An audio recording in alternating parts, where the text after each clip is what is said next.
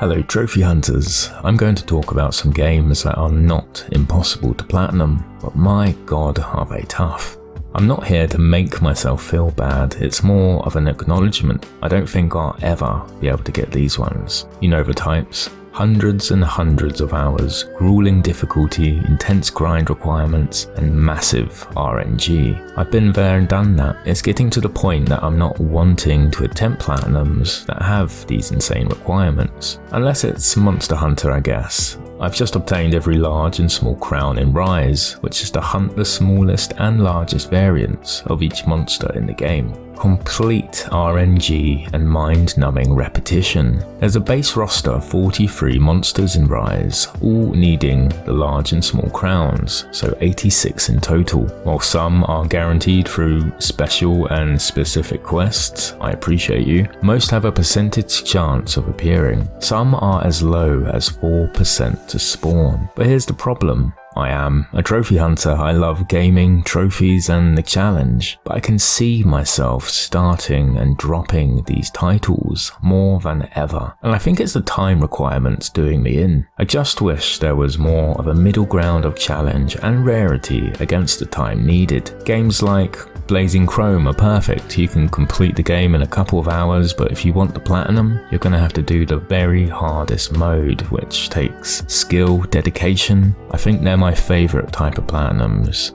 The games on this list I would love to get the platinum for, but the insane requirements are holding me back. Monster Hunter is incredible, but it is the inspiration for this list, which will feature some of the other games in my library that I struggle with 100%ing. Games that are not impossible to platinum, but they might as well be.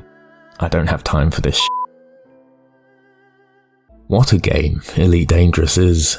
It's actually part of an older series, so old it used to look a bit like a calculator. We're talking 1984 and vector graphics. Elite is an online spaceflight simulator. The player commands a spaceship and explores a realistic 1-to-1 scale of the galaxy, and you thought a 20-minute walk to the shops was long. The gameplay is open-ended, to say the least. You generally want to undertake lots of missions, earn lots of money, to then buy better ships and components to further allow you to explore the galaxy. It's truck simulator in space, along with some incredibly cool combat. I was always interested in Elite, mainly because of Colony Wars on the PS1, if anyone remembers that. You've got to be a hardcore sci-fi fan to even consider playing this, I think, yet alone going for the platinum. The trophy list is as varied and large as the galaxy itself. And speaking of large, have you ever seen a map of Elite Dangerous? Because this is what led me to buy the game.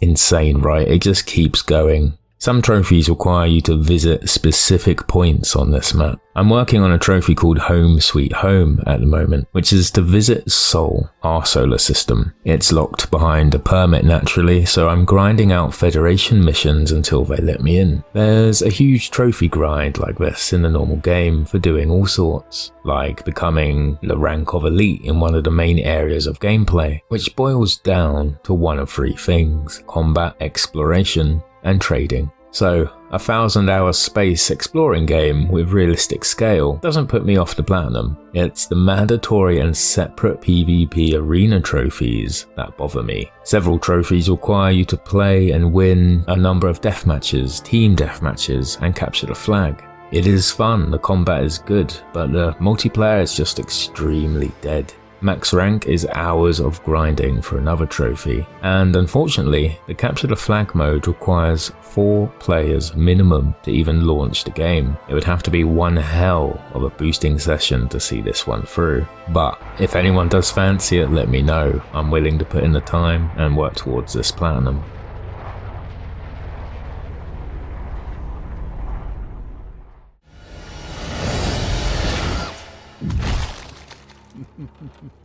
Well, it seems your turns. are not acceptable. I'm a casual Diablo enjoyer. I've dabbled in the original PS1 game, completed Diablo 2 on PC, picked up Diablo 3 on sale some time ago, and went on to complete the game with friends. I've enjoyed each of them. I'm sure I'll pick up the 4th installment in due time. I've never considered going for the Platinum in 3, but when Diablo 2 Resurrected came out, I thought it'd be cool to give it a stab, or at least to play the game through, as it'd been many years since I last did. I was naive, a fool. I underestimated the time requirement for reaching level 99. Browsing the forums today, as I often do when making these videos for any new information on server shutdowns or strategies and the like, my eyes wander over a post by a happy Platinum achiever from 2022. Good for you, honestly, I am pleased for him, but then I saw this. I ran Diablo 3,756 times to get from level 98 to 99. That's quite a time commitment then. I realized that's not even the end of it though, because you need to do this without dying. There's a trophy for both reaching level 99 and reaching level 99 with a hardcore character, a permadeath mode. Part of me does love this. I think permadeath is awesome, but this comes across as a tad extreme. Imagine being level 98 and dying on the 3000th Diablo run to a server issue if you chose to be an online character. I do not think I can justify that amount of time wasted, and that fear of failure terrifies me. I currently have a level 25 hardcore character, the Amazon, and I enjoy the moment-to-moment gameplay. It is a bit of a thrill knowing that dying means starting over, but the scope of the Platinum gets to me. It requires too much dedication, too much concentration, and I know I'll make a mistake sometime and just die. I don't think I'll be able to start it over, I just don't. I just checked the guide again and I'll leave this entry with this. An interesting fact about this experience grind, going from level 1 all the way to level 98 is the same experience required to go from level 98 to level 99. Essentially, you're gaining 98 levels and then gaining another 98 levels again. No thank you. Good, now destroy it! I'm only 2% completion total trophies for the Elder Scrolls Online. I loaded it up with my partner to try and thought it was pretty good. Being a trophy hunter and playing MMOs on console is difficult. 100%ing a game of this size and scale can be hundreds and hundreds of hours, but at least the grind is normally obtainable. For as long as Final Fantasy XIV is, for example, I always knew I'd reach the end goal of the Platinum. It was just a big number I was working towards. 3,000 collectibles, 1,000 events or whatever. Enter the notorious Emperor trophy for Elder Scrolls Online. I'll fully admit that I know next to nothing of ESO. I've played for quite a few hours, but that lack of knowledge fully extends to the PvP side of things as well. I'm sure the process of learning and working towards this trophy is rewarding and fun, and maybe it isn't as difficult as it seems, but from my understanding, you must join an alliance and become the top rated player in a campaign. Campaign that lasts for 30 days, with everyone else competing against you for that spot, even your own alliance members. You have to maintain this top spot constantly. Any break in routine would jeopardize your hard work and position. This sounds exactly like a Killzone 2 trophy that I earned a decade ago. You had to reach the top 1% of total players in multiplayer, but this one reset every week. I remember being very burnt out by the end of that week. I didn't have time for that then, and I sure as hell don't have time for this now. Reading a bit more into the Emperor trophy, not only must you be the best PvP player at that time, but you've got to control all 6 zones in the map. This requires massive coordination with your alliance, and it's got to be one of the most insane trophy requirements I've looked into. Massive respect for anyone who has had the time and patience to even attempt this. I'm starting to understand there are different instances, so there are multiple Emperors at the same time, and there's also a below level 50 only campaign you can enter. Still, it does seem pretty much as bad as it sounds. Getting footage of ESO recently for this video, I've started to appreciate the game a bit more. I've had a couple of chill sessions just leveling up and exploring, still only 2% in, but I've got nothing to lose and only percentage completion to gain if I keep playing. It will respond to the power you absorbed and unlock the gate. 9 out of 10 difficulty, 44 playthroughs and 150 hours. When I include Ultra Street Fighter 4 in a video called I'm never earning these platinums, it's not that I think I'm not capable. And to be fair to myself, I have obtained a couple of harder plats in this genre. Street Fighter 5, Marvel vs Capcom Infinite, and Mortal Kombat vs DC are all ultra rare, and worthy of their high difficulty ratings. But there's something about Street Fighter 4, it just feels more elite than the others. The inputs required to succeed seem harder when compared to other fighting games. The execution needed reminds me of King of Fighters, which is an even more difficult game to master. Street Fighter 4 revitalized fighting games in 2008. It received universal praise, critical acclaim, and is often considered one of the best fighting games of all time. It is fighting game royalty.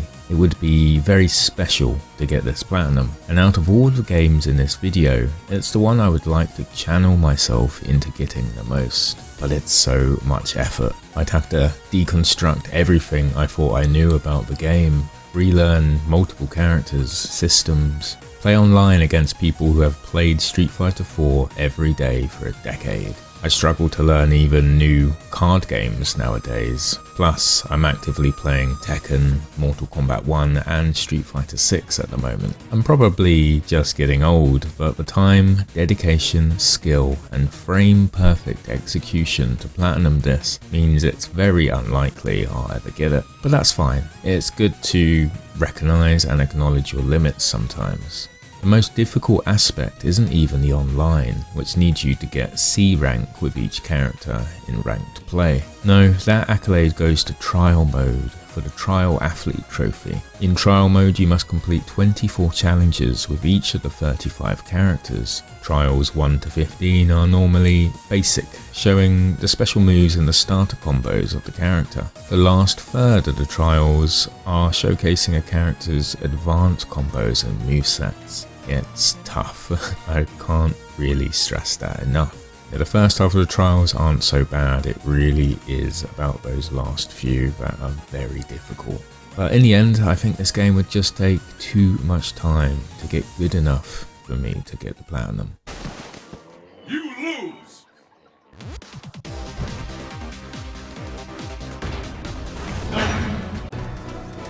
It cannot be helped. 3, 2, 1, we're off!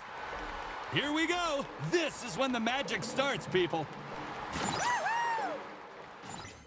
Destruction All-Stars is truly the Concord of 2021, although it had a slower death. At least Concord was popular to talk about for a bit, because All-Stars is truly forgotten. I remember looking forward to its release. It came across as a colourful and vibrant destruction derby, a game I was really fond of from the PlayStation 1 era. I wasn't worried about the player base because it was launching on PlayStation Plus, and in my mind that meant it had similarities to Rocket League all those years ago. Then we played it and it just wasn't great. The characters were quirky and fun enough, and the graphics were awesome. But the gameplay, the crashes and driving, you know, the important stuff in this kind of game, didn't feel impactful. It didn't feel right. Even worse, the most interesting things in the game to me, the unique vehicles of each character, aren't accessible right away. They're more like limit breaks you call in, and as your building meter you use generic light, medium and heavy cars everyone else uses at the same time. There's no personality there that matches the unique personalities the actual characters have, and I feel the same about their super special moves, their limits. They come across as weak and generic, and seeing as the trophy list is pretty much based around these, it just didn't make me want to play it. And it wasn't long before the player base dwindled along with me. Then the servers broke, since May this year apparently, with no word on any fix. So at the moment you can't get into any online game, which is a bit of a pain because there are many trophies with the tag in an online match. Like all of the character specific trophies, for example, for using their limit in different and efficient ways, kinda like in the Overwatch trophy list. Some of them are tough through normal play, but I have a couple of the easier ones already. I loaded it up the other day and managed to get every single offline trophy possible. This leaves me at about 41% I think. It should be shut down officially, but it's kind of in limbo at the moment. I put it in this list because there's a chance the servers could be fixed. If only they would remove the in and online match requirement, replacing it with in any game mode or arcade. This game doesn't take hundreds of hours like Elder Scrolls Online, nor is it super difficult like Ultra Street Fighter 4. It's more like Elite Dangerous, but the servers are actually dead. I wanted the platinum and decided not to actively pursue it when it was easier and available to obtain, so I'm really hoping for a second chance if they can fix the servers. So avoid Destruction All Stars at all costs if you haven't started it, because the most you'll be looking at is 35 to 40% completion without online play. And the crowd goes mild. Come on, hit him for real. Phew, and that's a few of the games I'm currently struggling with. Making this video has been therapy for me. It's nice to acknowledge these games in our list. The platinums we'll never obtain. I'd love to know about any games you guys have trouble with. Maybe you blitzed through these ones in the list, or maybe you're struggling just like me. Either way, I hope you enjoyed the video. I'm going to look through my games again and see if there's enough pain for a part 2. Please subscribe if you enjoyed, but I'll catch you guys on the next one. See ya.